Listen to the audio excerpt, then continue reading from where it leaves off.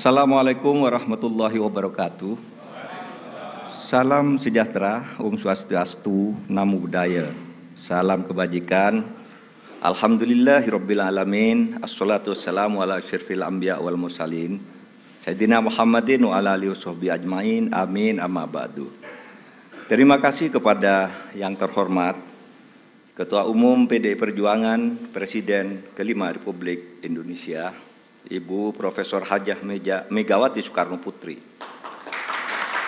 Kepada Pelaksana Tugas Ketua Umum Partai Persatuan Pembangunan Haji Mardiono, Ketua Umum Partai Hati Nurani Rakyat Bapak Dr. Haji Osman Sabtaudang, Ketua Umum Perindo Bapak Haritano Sudibyo, atas kepercayaan yang diberikan kepada saya untuk mendampingi calon presiden Bapak Haji Ganjar Pranowo sebagai calon presiden.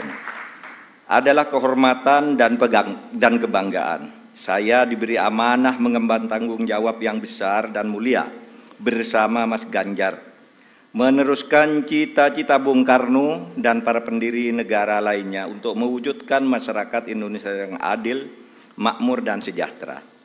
Bung Karno dan Bung Hatta telah mengantarkan bangsa Indonesia ke pintu gerbang emas kemerdekaan Republik Indonesia. Mas Ganjar dan saya bersama-sama seluruh rakyat Indonesia akan melanjutkan upaya mewujudkan cita-cita menuju Indonesia emas tahun 2045. Cita-cita Indonesia menjadi bangsa yang maju, adil dan beradab. Dalam rangka menyongsong Indonesia Emas tahun 2045 akan terwujud jika kita memenuhi sejumlah syarat, yakni ideologi bangsanya kokoh, ekonominya baik, hukum dan keadilannya ditegakkan, politiknya demokratis, budaya gotong royongnya hidup, serta mengedepankan persaudaraan. Jika penegakan hukum dilakukan dengan benar, maka setengah masalah dari bangsa ini insya Allah tuntas. Kalau hukumnya bagus, maka segala aspek kehidupan masyarakat akan bagus juga. Misalnya di bidang sosial, politik, budaya, pertahanan, keamanan, dan ekonominya. Prioritas pemberantasan korupsi, kepastian hukum, dan konsistensi dalam implementasi penegakannya memberi jaminan bagi investasi dan pembangunan ekonomi, serta memberi perlindungan kepada masyarakat. Dalam pembangunan politik, negara kita menganut demokrasi, di mana kekuasaan berada di tangan rakyat. Dalam implementasinya, demokrasi membutuhkan nomokrasi. Demokrasi adalah kedaulatan rakyat, sedangkan nomokrasi adalah kedaulatan hukum. Demokrasi tanpa nomokrasi akan anarkis, sementara nomokrasi tanpa demokrasi akan sewenang-wenang. Sehingga keduanya harus berjalan seiring dan seimbang. Demokrasi menghargai perbedaan, dan perbedaan itu adalah fitrah, ciptaan Tuhan.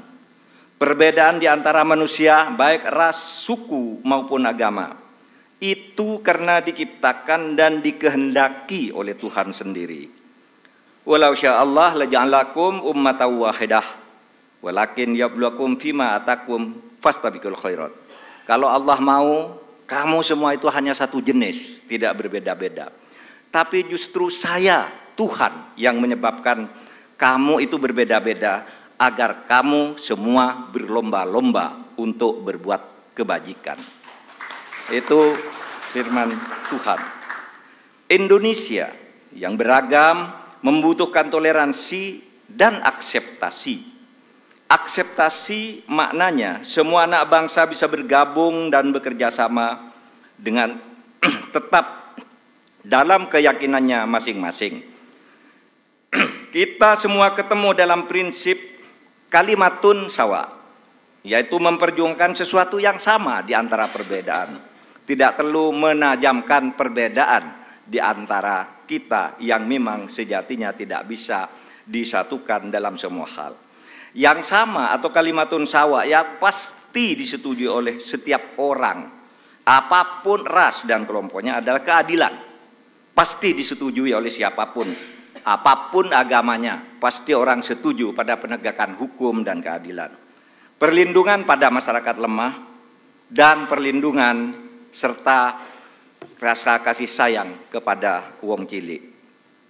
Saya berkeyakinan Mas Ganjar adalah figur yang tepat memimpin bangsa Indonesia untuk mewujudkan semua cita-cita yang saya sebutkan tadi, mempercepat dan melanjutkan program pembangunan yang sudah baik, tentu lalu memperbaiki juga yang keliru dan melakukan inovasi-inovasi baru sesuai dengan perkembangan zaman dengan tetap berpegang pada konstitusi. Saya sudah lama mengenal Mas Ganjar.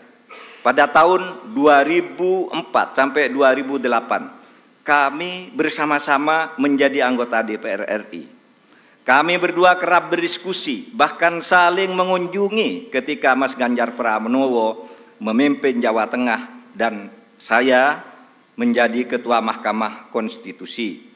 Karena itu saya tahu persis, Mas Ganjar adalah figur pemimpin yang merakyat dan berani memperbaiki yang bengkok-bengkok, berani menerima kritik, berani memperjuangkan nilai-nilai politik yang diyakini benar.